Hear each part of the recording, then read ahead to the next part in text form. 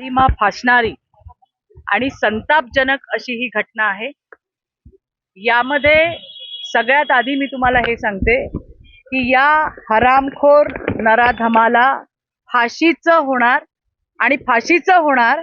मी स्वतः याचा फॉलोअप घेणार आहे। माझ्यासोबत इकडच्या स्थानिक आमदार सुलभाताई गायकवाड आहेत, त्या सुद्धा परिवाराच्या संपर्कात आहेत। आमचे अध्यक्ष या ठिकाणी नाना सूर्यवंशी आणि संपूर्ण भाजपाची टीम इथे आहे। नाही तर एक व्यक्ती म्हणून आम्ही सगळेजण त्या परिवाराच्या सोबत आहोत।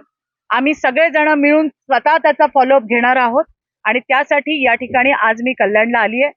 त्या परिवाराची आम्ही भेट घेतली गेल्या 4 दिवसांपासून। मला वाटतं बरेच याच्यामध्ये आमच्या स्थानिक आमदार आणि सगळी टीम ही त्यांच्या संपर्कात होती।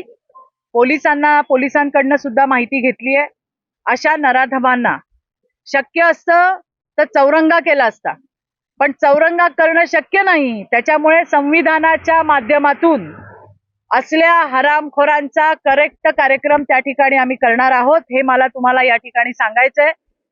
राज्याचे मुख्यमंत्री आमच्या सगळ्यांचे लाडके भाऊ देवाभाऊ हे या राज्यातील प्रत्येक बहिणीसाठी आणि तिच्या मुलीच्या संरक्षणासाठी रात्रंदिवस मेहनत करतायत। ते सुद्धा या घटनेवरती लक्ष ठेवून आहेत। संबंधित पोलिसांना त्यांनी सूचना दिलेल्या आहेत आणि म्हणून मला पूर्ण विश्वास आहे की असल्या नराधमांच्या फक्त मुसक्या आवळल्या जाणार नाही, तर असल्या हरामखोरांना फाशीचं होणार, हे तुम्हाला मला या ठिकाणी सांगायचंय। असे विकृत लांडगे समाजामध्ये फिरताना आपल्याला दिसतायत, त्यांना ठेचून काढायची जबाबदारी ही आमच्या सगळ्यांची आहे। आम्ही संपूर्णपणे परिवाराच्या सोबत आहोत। सरकार परिवाराच्या सोबत आहे, पोलीस परिवाराच्या सोबत आहेत।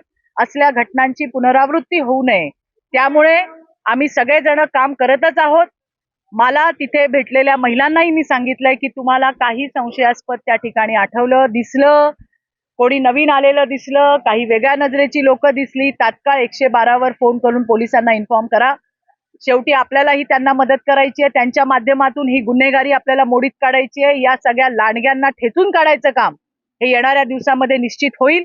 मुलगी गेली त्याचं अतीव आम्हाला असं दुःख आहे की आम्ही त्या मुलीला वाचवू शकलो नाही, परंतु ज्या हरामखोराने हे काम केलंय आणि त्याला मदत करणारी त्याच्या सोबतची त्याची बायको, हिला सुद्धा त्या ठिकाणी पोलिसांनी ताबडतोब आपल्या ताब्यात घेतलेलं आहे। आताच मी पोलिसांना विचारलं, कोर्टात नेलं होतं, 2 तारखेपर्यंत PCR आहे। पुन्हा एकदा विश्वासाने मी तुम्हाला सांगते की या हरामखोराला फाशीच होणार। यांची विकृती मोडून काढल्याशिवाय महाराष्ट्र सरकार, राज्याचे मुख्यमंत्री देवाभाऊ हे शांत बसणार नाही, हे मला